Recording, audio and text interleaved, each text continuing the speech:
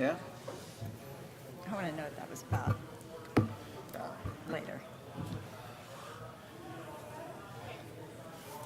All right, everybody, welcome to Churchill Downs. It is officially Derby week, and we are talking Kentucky Derby because the field is set. A full field of 20 horses set to run for the Roses here on Saturday at Churchill Downs. I'm Kent Taylor from Wave 3 Television here in Louisville, and I'm joined by an esteemed panel for our annual Derby Week Handicapping Seminar presented by Twin Spires. And from my left here, I have Ed DeRosa, the Director of Marketing for Twin Spires. I have Donna Barton Brothers, a former jockey, and also, of course, works for NBC Sports and will be part of the Kentucky Derby coverage. And Steve Bick, from Steve Bick at the Races. You can hear it on Sirius XM 5 days a week, 50 weeks a year, from 9 to 12 every morning, talking all things horse racing. So I guess, Ed, you're closer to me, so we're going to start with you. What jumps out to you about the post position draw, the winners, the losers? I would say Known Agenda is the loser. I can't imagine of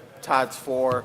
That's probably the one that gets hurt by the rail the most. He was definitely candid in his disappointment when we talked to him after the draw. Otherwise, no excuses. And the cliche I've heard several times already today is bad trips from a good post, good trips from a bad post. That's certainly true. The new starting gate hopefully will mitigate some issues. So overall, nothing from the draw made me change my thoughts of this race. I'm squarely in the Bluegrass Stakes being the key prep, and that didn't change based on the draw.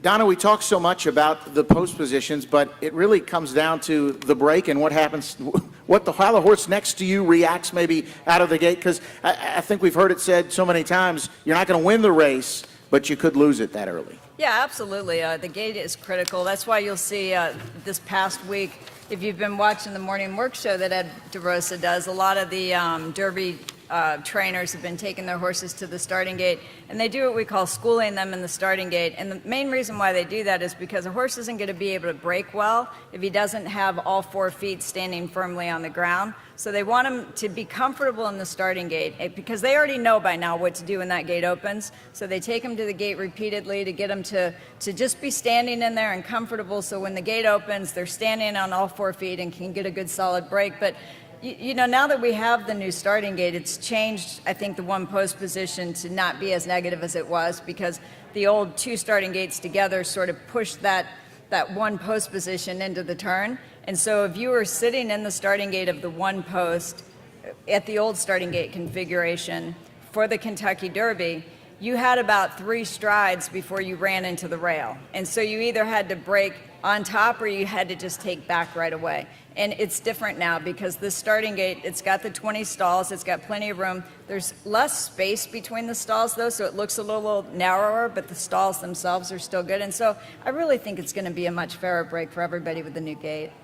And we don't have that break. We used to always talk about the break between 14, the old main starting gate, and the auxiliary gate 14 and 15. And then you go back to, if I went back and watched the Derby from last year, and Honor AP, just New York traffic just runs right into him and kind of compromises his chances. Mm-hmm. Maybe ended up finishing 4th, but who knows what he would have done had he not been bumped out of the gate. All right, Steve Bick, I know you got your ice cream on the way down to Louisville, correct? I did. It was open. I did. I saw that.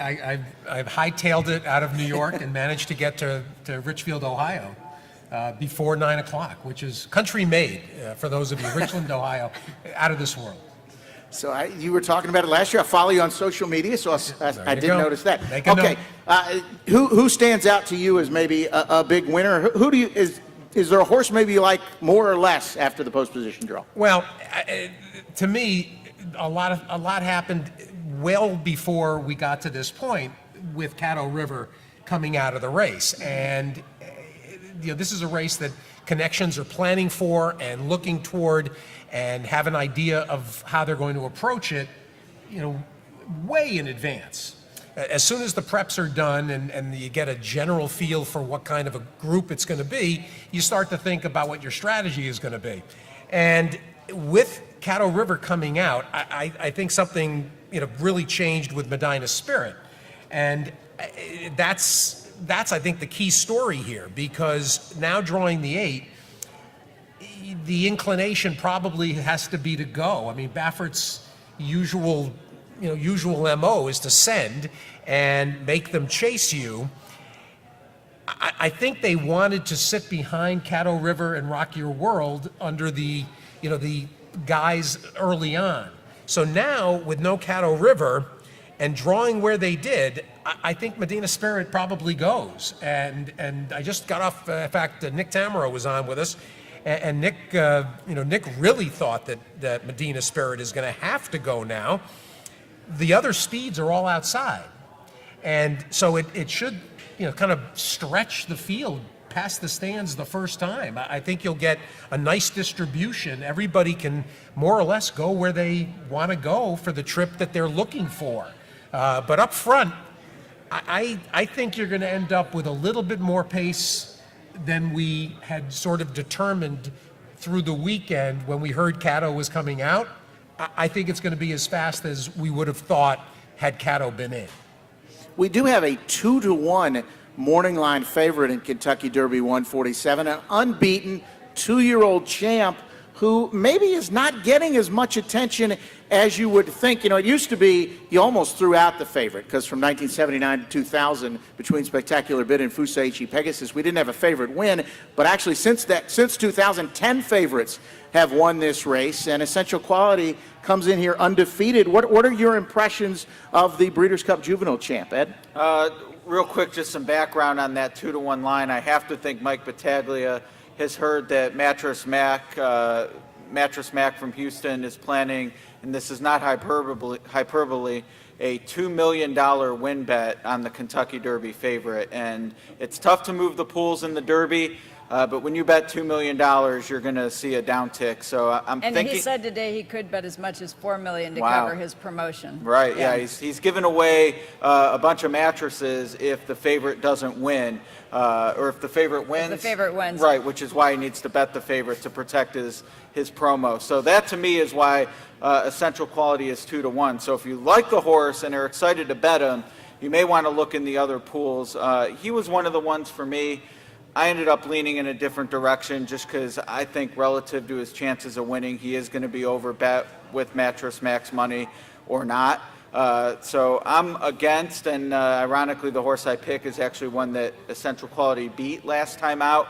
But I just think there's more upside with Highly Motivated in his third start as a 3-year-old. It's also Essential Quality's third start. But I really like the upside in the way the Chad Brown trainees come into the race. Worthy favorite, but worth betting against. Just for the record, you'll bet more or less than $2 million on Highly Motivated? I'm betting less than $2 million, but I'm planning to win more than $2 million. Okay, Donna, what do you make of Essential Quality? I mean, we haven't. Most times, the 2-year-old champ might not even get to the Kentucky Derby the next May. Obviously, Street Sense, Nyquist, the only Breeders' Cup Juvenile winners to win the Roses. But it's hard to pick against him based on his record and what he's been able to do. Well, I'm going to pick him, and the main reason why is because every wise guy I've talked to, like Ed DeRosa, is picking against him. I didn't like that Mattress Mac is betting $2 to $4 million on him, and to make that, I think that the way I read it today in the Pollock report was last year's Kentucky Derby favorite had $6.9 million in the win pool. So you put $2 million or $4 million into the win pool, you're going to shift those odds a little bit. And I'm with Ed. I think he was probably going to have him at 3-1 until he saw that Mattress Mac was going to do that. However, I still think, on Derby Day, it does take an awful lot of money to shift the odds. $2 million's a lot of money. Don't get me wrong. But I just think Essential Quality's done everything right. I mean, I'm not going to try to beat him just because I don't like the odds. I love the progression of his races. I do like the Beyer or Brisnet figures, whichever ones you look at. He's had this steady progression where he's just gotten a little better every time. His last race was a second race off the layoff, and a lot of people sort of knocked that race. But I think that his race off the layoff was a huge effort, and he maybe had a chance to regress a little bit in his next start, which was the Bluegrass Stakes. And so I'm going to forgive that race. He won it. I don't think it was his best effort, but I love the way that he comes from off the pace. He can stalk. He can go to the lead. He just figures out a way to get it done. Is he the kind of horse I think can win the Triple Crown? No. If he's lower in the odds than 2-1, I wouldn't bet him. I'd be like these guys and try to beat him. But I think he's, without question, the horse to beat. Steve, when we discuss Essential Quality, I want to also throw out, and you guys are the experts, but how much should we factor in the workouts. When we watch him work out, he worked with Spa City and company, and not exactly blowing. Now, maybe that's by design. Maybe that's what. No, they it were wasn't by looking for. design. It was a lousy work, and he is not. He's not a brilliant worker, but it was not the kind of, final, morning effort you want in your Derby favorite. Now, you could then watch him gallop into the race these next 3 mornings, and this morning he looked very good. He looked very good, and so does Brad's other horse, Mandaloon. And it should be noted, Juddmonte and Godolphin, two of the biggest international outfits in the game, and that's a story that really has not been. I haven't really heard anybody talk about, the late Prince Khalid at all regarding Juddmonte, and they're involved as well in the Oaks with Milfay and Bill Mott on Friday. I haven't liked Essential Quality much, all along here. See what I'm telling you? The wise guys don't like him. They don't. I'm not. There's plenty of horses that go along and they win, and he's got all the qualities that you would like, including something that is certainly known around the Downs and in this town that Jenny Reese popularized.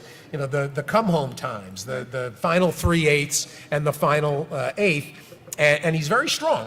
Which is a final 3/8 and a sub 38 second. Yes. Final 3/8. And there's plenty to like and respect, and the Derby favorite, has been in the Super, the last 7 years, I believe. Is that, or is More than that. more than that They've with won the back favorites? to 2014. Yeah, or the ones that the Derby favorites that haven't won have been in the Super the last 7 times that a favorite hasn't won. I don't have any knocks on him. I'll use him and have him in all the slots. I'm not going to let a horse like this prevent me from cashing tickets. But I certainly am not picking him at 5-2 or 3-1.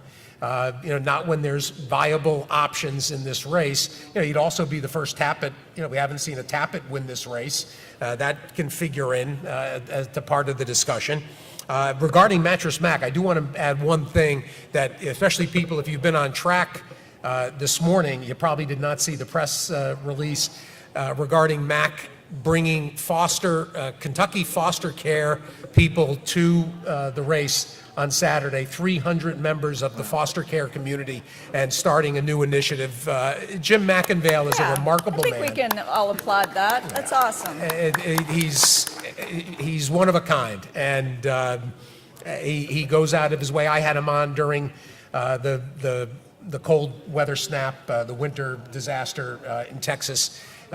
What he did there, opening up, he opens up his gallery furniture shops to anybody and houses them and feeds them. He's a remarkable man. I don't know what else to say. So Essential Quality, God bless him. Good luck. He'll be on tickets. I'm not keying off of him. Now, you mentioned Mandaloon and how good he looks in the morning. Even Bob Baffert mentioned that to us when we were talking to him, how he thought Mandaloon looked good. Do we you look for any reason to throw a horse out. He's coming off a 6th place finish in the Louisiana Derby. Of the last 10 winners of the Kentucky Derby, 9 of them won their last prep race. And this was one of the more amazing stats. Since 1940, horses that have finished worse than 4th in their final prep that have won the Derby, Count Turf in 1951 and Iron Liege in 1957. That's a lot of history to argue about. Should we throw Mandaloon out even though he does look so good? Yes. Enough said there.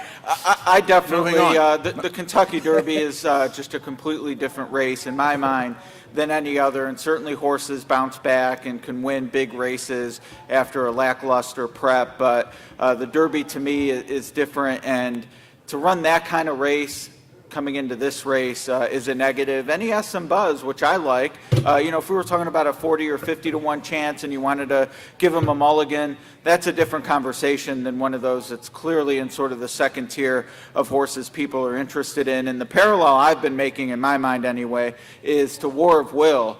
who was training lights out for Mark Casse, laid an egg in the Louisiana Derby, and then went on to win the Preakness. But it's a big ask to come here off that prep that he did not get a lot out of, and then win the Kentucky Derby against 19 others. So for me, he's a play against. Certainly understand why some people are wowed, but he's not on any of my tickets. Also, some pretty overwhelming history to go against. 3 lifetime starts winning the Kentucky Derby, Justified, Big Brown, and Regret, the only horses to put off. And that brings us to one of the most intriguing horses in this field, Rock Your World, who was so impressive in winning the Santa Anita Derby. Donna, like Barbaro, he raced on turf, was undefeated, and then, I mean, is this a monster horse? He looks the part. Yeah, what do you think we're going to see from him on Saturday? I agree that he looks the part. I saw him on the racetrack this morning, and I was impressed with what I saw, but I don't think he's the caliber of the horses like Justify, who've managed to win 3 races and then come back and win the Kentucky Derby. And having spoke with Mike Battaglia earlier today, I know that he was really torn on who to make second choice. And just for people who don't know, the morning line odds maker is Mike Battaglia, and he's not making the second choice based on who he likes. He's just trying to determine who people are going to bet. And so he's trying to figure out who people are going to bet. And because Rock Your World does have that undefeated form of 3 starts, and he has looked good here this week, he's made him second choice, but he's not. Right. And obviously Ed DeRosa likes him, but or thinks that he should be second Mike, choice. Yeah, he got the No, I also do think he's going to be second choice, but I don't think he's the caliber of horse that we've seen from previous Derby winners who had such light form. Steve? A couple of things. To go back to Count Turf and Iron Liege, that's a fascinating corollary, and of course, Derby historians will note Iron Liege had no business winning the race because Bill Shoemaker misjudged the finish line on Gallant Man. Otherwise, Iron Liege does not win that 57 Derby. And there's plenty more involved in that story involving Calumet and the favorite the night before scratching.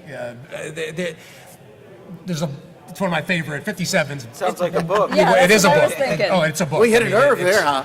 Well, General Duke, who was probably the best horse that Calumet ever bred, people on the farm said was better than Citation. General Duke, who exchanged wins with Bold Ruler all winter in Florida, General Duke was going to be your favorite, and he was scratched on Friday night. Iron Liege was like 7th on Calumet's depth chart at the beginning of the season, and ends up winning for Calumet that afternoon. A lot went on in that whole Derby, including Alex Harthill, who manages to pop up in like a jack-in-the-box whenever you talk about interesting derbies. Alex Harthill was a vet that is a legendary vet, having worked on numerous Derby winners at Churchill. And losers. And losers. The Derby Doc, as well known. So anyway, that you are bucking tremendous history when it comes to that, and Thunder Gulch, of course, is referenced very regularly, as a horse that was out of the money in his penultimate start and then turned around and won. This is a tough equation. But even he finished 4th. He was at least on the board. Well, it wasn't on the board back then, no. 95. No supers. No, I'm saying he was 4th. He was 1st, 2nd, 3rd, 4th. To me, he's on the board. Close He enough. hit the All board. right. All right. He's the most intriguing question. There's no doubt of the race. And, the War of Will conversation is interesting, Ed, because it's hard to know what War of Will would have done 2 years ago because of the interference involving maximum security. So it's hard to even say that War of Will, then turned around and won the Preakness, and in a lot of ways it justified a lot of the things that Mark Casse was saying immediately after the race in regards to the interference. And by the way, Barbara Borden, I forgot to say this on the radio, Barbara was introduced at the draw today. If you have not read Tim Sullivan's piece Excellent Really good. stuff. in the Yeah, great CJ, stuff. go to the Courier Journal and read Tim's piece, an extensive deep dive on the disqualification. It's he'll win himself another Eclipse Award, Tim Sullivan, with that piece. I thought it was a really good article. Yeah. And I mean, it also explained the reason why she had to wait so long to talk, because there was always litigation, and so she couldn't talk during that time. But it was, Exactly right. I thought, And he well had written. impeccable sources in there. Was there one EJXD? Was there a DeRosa? There may have been an Enderosa. There's an Ed DeRosa spotting. I forgot that. And Luis Saez just happens to be on the Essential favorite. quality. Yeah, Essential there's Essential a lot of quality. people that absolutely would love to see Luis Saez, get his derby, as they say. I saw a line today, win his first Derby twice. Something to that effect. I thought that was very clever, whoever spun that yarn. Yeah. Let's throw out some potential long shots who you think maybe won't win the race, but might hit the board. An intriguing one to me, if you always like to go back and watch the prep races over. And Sainthood was just stopped at the top of the stretch in the Jeff Ruby, and I'm not so sure he might not be running down the stretch. Ed, you got a long shot for us to figure in our exact and trifecta and superfecta betting? Yeah, I do. And as a matter of fact, when it comes to betting this year's Derby, and I said I'm hoping to win $2 million, but honestly, my goal is just 60,000. So we'll see if I can get that. But Bezos is my long shot, but Sainthood can wrap in there. But betting this Derby, it's great to have the winner, and I'd love to see highly motivated win. And I picked the Derby winner, but this race is so competitive. I think there's so many good odds on the board. The primary goal needs to be to make money out of this Derby. And one of my stronger opinions is that Bezos can move forward out of that Louisiana Derby. I do agree with what Steve said about Caddo River being out, maybe helping have as spirited a pace, if not more, with him being out, because I do think there's going to be some premature moves. Maybe a jockey or two hits a panic button down the backstretch and presses the issue, and that's only going to help a horse like Bezos. And just getting a 25 to 1 horse in the number, like Steve said, I'm not going to let Essential Quality beat me if Bezos is second or third. Well, I'm not going to let Rock Your World beat me. My key to betting this race is definitely a horse like Bezos underneath, and he's the one I like most. Kent, do I get to ask a question real quick of Ed? So, Ed Marcelino Pedrosa, first-time Derby rider, riding Bezos, and he's been leading rider over at Indiana Grand. I think you've probably seen him ride more than most. Can you talk a little bit about his riding ability and your thoughts about him riding his first Derby? When it handicap Churchill every day, and the jockey colony here is so deep, I generally don't worry about jockeys when I'm handicapping Churchill. They're all good. Indiana Grand, the depth is, there's a lot more variance, I think, and Pedrosa is unquestionably, when I see his name when I'm playing Indiana Grand, I have confidence, whether it's a price, a favorite, what have you. So I have no issue with this being his first Derby, and I know Greg Foley's phone was ringing off the hook to get a different rider on Bezos, and they stuck with their guy. And one of the first Derbies I covered was 2004, and I know the Smarty Jones connections face similar questions with putting Stewie Elliott on the Derby favorite. No issues there, and I don't expect any issues here. A couple of notes on this, and a couple of corollaries too. Marcelino Pedrosa, son of Martin Pedrosa, grew up as son of a jockey. Absolutely knows, every aspect of what's involved. I also am reminded of taking an elevator back in I'll Have Another's win, and Mario Gutierrez was in a similar position as Marcelino Pedrosa, basically a jock that was coming, from the outskirts, from the hinterlands, and going to be in the spotlight. And he looked like a 12-year-old kid, and he looked like overwhelmed and wide-eyed. And I thought to myself, "Eesh, how's this kid gonna win in the Derby?" And then as they were passing the wire, I said to myself, "Oh, that's the kid in the elevator." I said to Tina, I said, "Holy cow!" And then of course he won another one. I mean, he's won two, which is quite something. When it came to Stu Elliott had 4,000 wins when he got here with Smarty Jones. So, I mean, it's a little bit different. This is a young jock, but I think you're talking about a fearless kid on a closer, particularly. I think, in fact, of being on a horse like this, there's less potential for him, he knows exactly what he's going to do. Yeah, he's gonna not be gonna get looking- caught up in the No, pace. he's going to be looking in openings. He's just going to be picking off horses. The problem is, once again, Mike Battaglia has gotten real cute with this morning line because Obesos is sort of a town horse with Greg Foley in tow and his two sons, Travis and Alex. And he's everybody's fancy right now as the price. So let's go look elsewhere for a price. A horse that is being overlooked and is, to me, has gotten stronger and stronger, since the preps ended, is Midnight Bourbon. And he has every likelihood to be every bit of that 20-1 or higher by the time we get to What Saturday. about the name betters? Hey? The name betters. Bourbonic and Midnight Yeah, Bourbon. hopefully they'll just play exactas and lay off the win bets. But Midnight Bourbon, if you're looking for 20-1 shots, Midnight Bourbon and Dynamic One, I think are now the 20-1 shots that get a little bit of appeal. Dynamic One has, who probably is the horse you want coming out of the Wood. I mean, he ran the best race in the Wood. There's people that are just going to say, the Wood just is not a race, that scores out well on anybody's figures. But he looks the part, Dynamic One, and he on a morning-to-morning basis looks even better than Known Agenda. So if you're looking for a Todd Pletcher player that's going to be a better price, it's Dynamic One. Couple of ideas. Travis Stone, the man who was standing right here during the post position draw, that's his Derby, or at least it was his Derby. I don't want to speak for him right now, but yesterday, I believe, that was his Kentucky Derby pick, Nice. Dynamic One. All right, as we wrap this up, we want to give you some time to the people who are here in our live audience at the Aristides Lounge to bet on the first race, which is coming up here at Churchill Downs on Tuesday of Kentucky Derby week.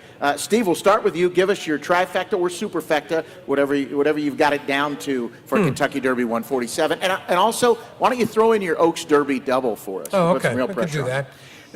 First of all, I'll throw in one stat that plays into my thinking. This modern era with the point system, in the last 11 years, 7 derbies, 7 of 11, have been won by Bob Baffert, Todd Pletcher, and Doug O'Neill. So, do you have to get super creative when looking at this group? Medina Spirit, Hot Rod Charlie, one of the Pletchers. I might make a Dynamic One at this point instead of Known Agenda had been the one, but so I'll waffle Now a he's little in the bit. one. Yeah, yeah. And then a price, probably a Midnight Bourbon. So I would say, yeah, in fact, that's pretty much what I've got here. Medina Spirit, Hot Rod Charlie, a Pletcher, and Midnight Bourbon. And your Oaks Derby double? Malathat is a woman competing against girls. It's scary. She's FloJo out there compared to this group. It's scary. I said Serena earlier. So That's we're on good the too. same- Donna Barton Brothers, your Kentucky Derby picks? Well, since I'm going with the favorite, I have to have 2 long shots, but I have 2 long shots that I really like. And just to give you an idea of how wide open this field are, you haven't even heard their names yet from these 2 guys. So, I think it's a result of the point system. Since we've gone to the point system, we do have a much more competitive field. We don't have horses who've earned their money in sprint stakes. The horses have earned their way here legitimately in races that make them true contenders for this race. And so you all know that I like essential quality, but my long shots to go with them are super stock. What a great story that would be with the Asmussen family. Steve Asmussen is a Hall of Fame trainer, young guy. On his way to being the winningest trainer in North America, but he comes from racing stock. His father was a trainer and a jockey. His mother was a trainer. And when they won the Grade 1 Arkansas Derby with Superstock, it was their first Grade 1 win as owners. And so if they could come here and win the Kentucky Derby, that would be awesome. And I talked to Steve this morning, and he said that horse is doing phenomenally well. So super stock. And then also, believe it or not, King Fury. He's a horse that won the Lexington Stakes, but he's run really, really well over this track, and he's been training really well here. And I know how much Kenny McPeak, the trainer, really wanted to get him in this race. So if you're going to take the favorite, you got to take a couple long shots with him. You know, he picked out Curlin. And he was he picked out Curlin. This is the most expensive horse he's ever bought, though. Yes, it is. $950,000. Does he tell you that every time you talk to Yeah, him? it comes up once or twice. And to add to that super stock story, Steve's son Keith rode him in his first 3 That's the races. best and part. That's won- the best part. And one, he actually, he kind of, Steve gets a little emotional when he talks Yeah. about that. It gave Keith James his first stakes win in the Texas for Charity, That's so it's a great Yeah, story. that's almost too much to believe. And your Oaks Derby And double? by the way, if you're not coming to the track and you want to tune into the NBC telecast, we're going to tell that whole story on the NBC telecast in a feature. So just throwing it out there. About And your Penny Oaks Derby, picking you're not out getting out of Curlin? the Oaks Yeah, Derby about double, Donnie. Donnie, you like Malathot and the Oaks too? I love her. Yeah, I've loved her all along. Ed?